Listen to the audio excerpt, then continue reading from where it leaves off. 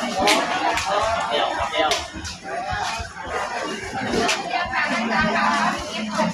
ี่ตลาด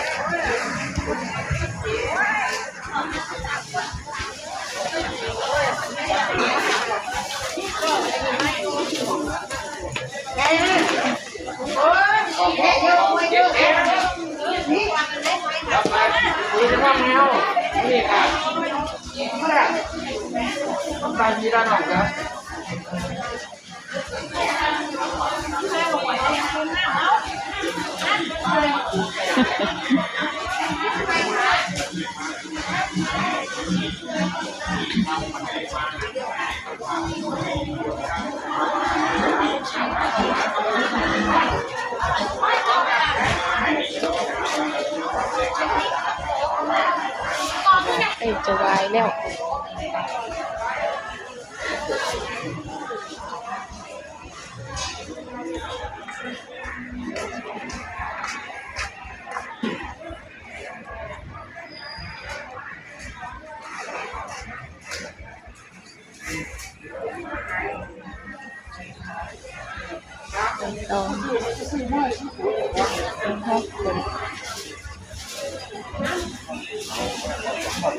ไข่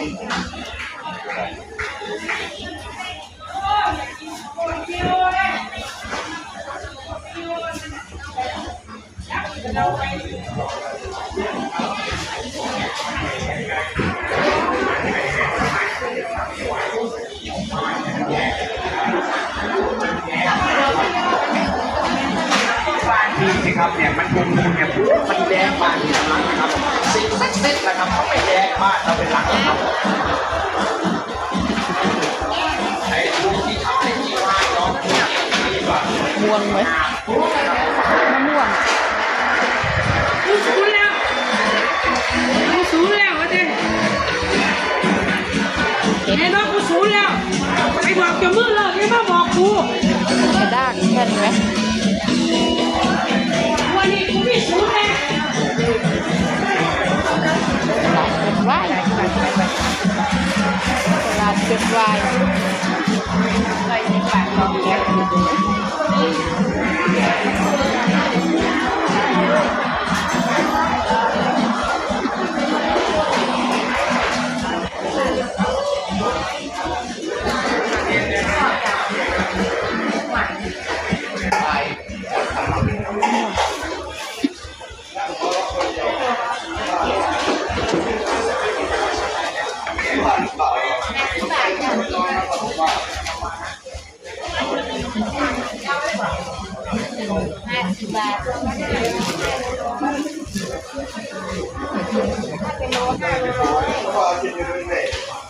จีบกม่วงไปฝากผู้เขา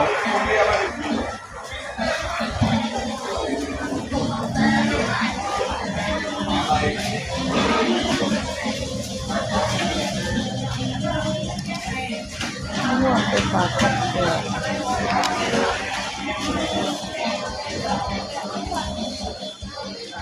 เอาร้อยตัวละ20ตัวละ20ถุงนึงเลยจ้ะ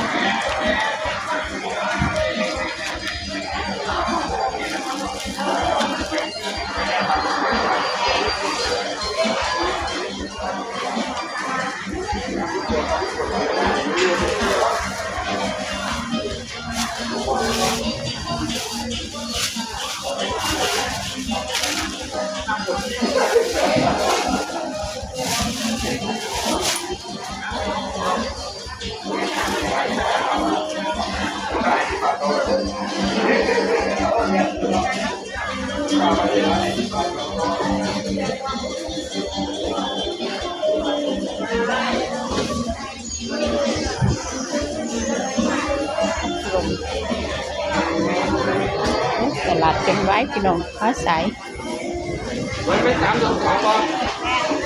สายบ้าน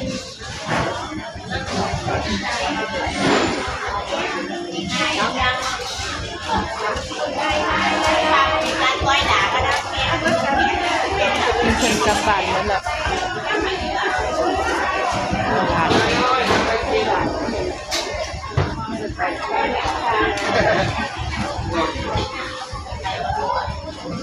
เดียวๆจะประมาณนั้นนะ อะไร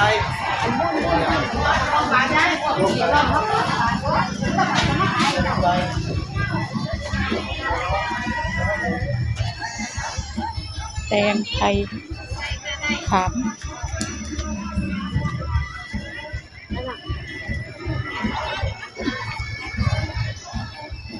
มีอะไรเลยที่ตลาดเอาได้อะไร เอายายหนูก็หอบมะม่วงมาตั้ง3 กิโลเลย ไม่ใช่อันแปลงว่าซื้อมาให้เนี่ยเด้อเอาถุงหนึ่งเหรอวะ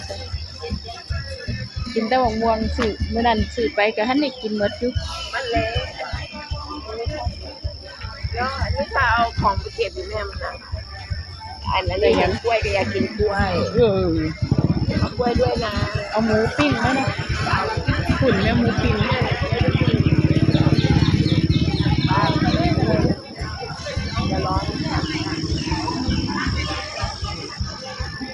เอาอะไรไปกิน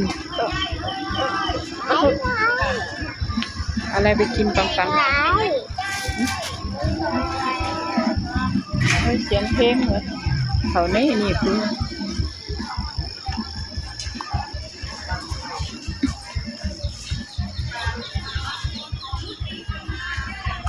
ยายขายอะไร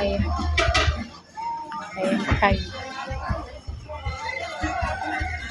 คำดิบคำสุกคำดิบด้วยนะไก่ปิ้งไก่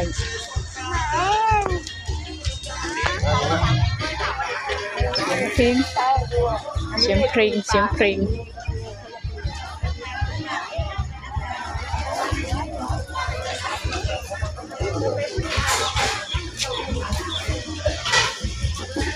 ตลาด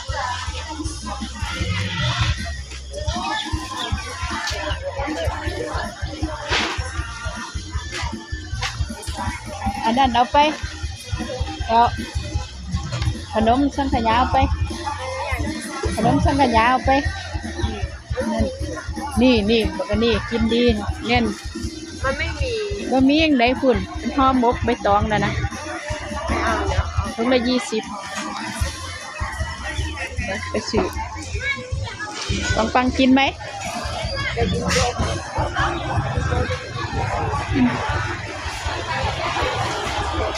เอาโจ๊กไหมวะเอาโจ๊กไทยนั่น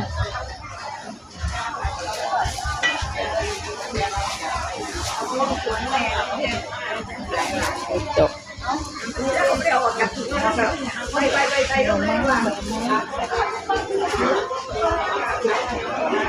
ใหญ่มากหน่อไม้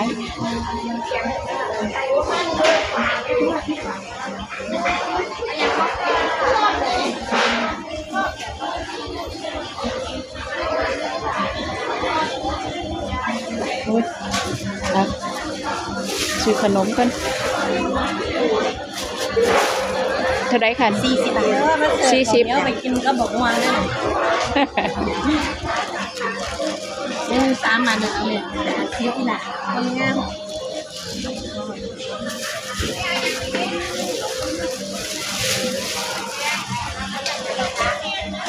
ข้าวเหนียวมะม่วง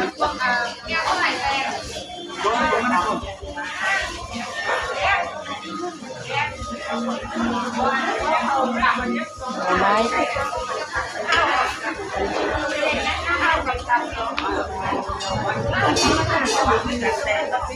นมจีน